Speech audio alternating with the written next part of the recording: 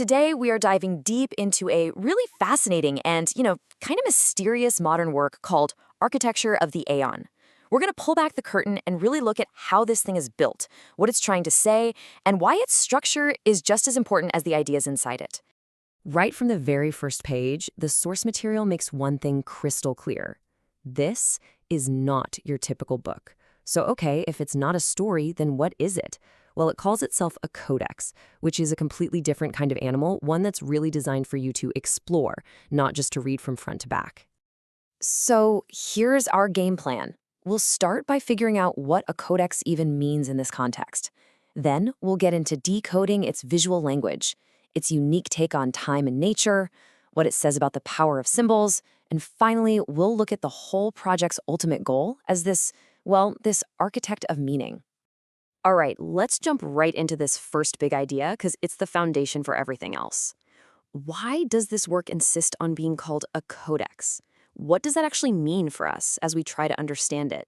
Think about it like this. A normal book, it gives you a narrative, right? A story to follow from point A to point B. But a codex, it gives you commentary. It's less of a story and way more like an atlas, a map of symbols and ideas. And that means you have to approach it differently. It completely shifts you from just passively reading to actively interpreting. Suddenly, you're not a passenger anymore. You're the explorer. Okay, so the real heart of this codex is its collection of visual scrolls. And these are not just pretty pictures. Each piece of art is just packed with information, and it comes with this deep analytical breakdown that's meant to be methodically unpacked piece by piece. To really get what I'm talking about, let's zoom in on one specific example from the source material. It's a scroll they call the Breaking of the Firmament. Okay, so this is where it gets really cool. A single image is broken down into all these different layers. First up, you've got visual symbolism. A sunburst, for example, means revelation, while these fractures in the clouds represent a total paradigm shift. Then there's numerology, which analyzes an 18-year cycle. You add that up, 1 plus 8 is 9, a number that often symbolizes completion or fulfillment. And finally, you get the psychological interpretation. Here, the firmament isn't a literal sky. It's a metaphor for these rigid, old belief systems that are starting to collapse. It's this incredible, multi-layered analysis, all from just one image. And that brings us to the most important point here. The codex is not telling you what will happen. It's giving you a framework for interpreting what is happening.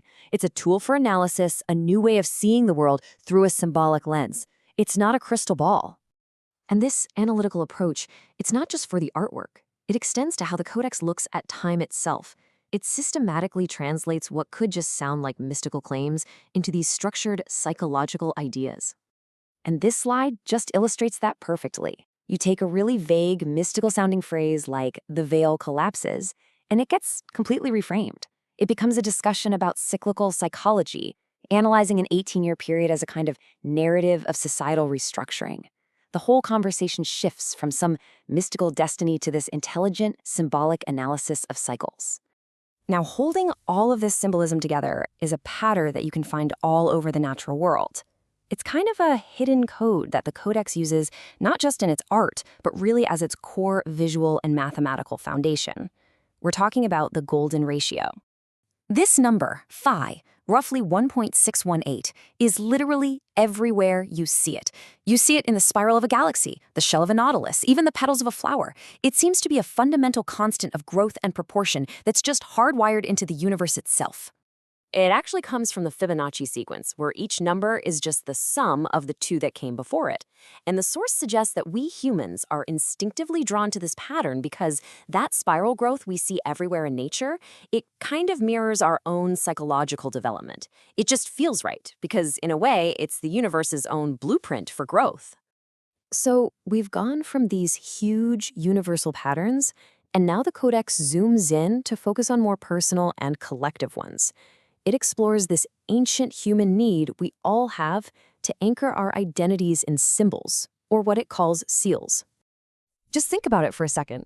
Why does a symbol like the Roman eagle, or a modern corporate logo, or even a family crest, why do they hold so much power? It's because we use them to communicate incredibly complex ideas about who we are, where we belong, and what we believe in, all in one single compact image. So inside this codex, a seal, is defined as a symbolic code that anchors our identity and our authority. But again, look at the intellectual framing here. The whole point of studying these seals isn't to take them as some kind of cosmic truth. It's to use them as a tool to understand the very human process of myth-making itself. Which brings us to the final, and maybe the most telling part of this whole project: how it's presented. This codex is deliberately positioned not as some fringe theory, but as a serious artifact that's actually worthy of academic study. This is why its look and feel matters so much. It's clean, it's academic, with these parchment tones and serif fonts. The whole thing is designed to feel like a museum artifact, not a conspiracy pamphlet.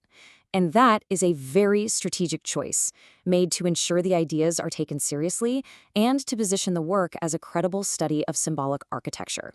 And so the codex leaves us with this final, really thought-provoking question. And it's not just for the person who made it, it's for all of us. When you engage with information like this, are you just the author writing your own story? Or are you a compiler piecing things together? Maybe an archivist, or even a curator, carefully choosing what has meaning. Because the role you choose, it completely changes how you see everything, and it turns the simple act of learning into an act of creation itself.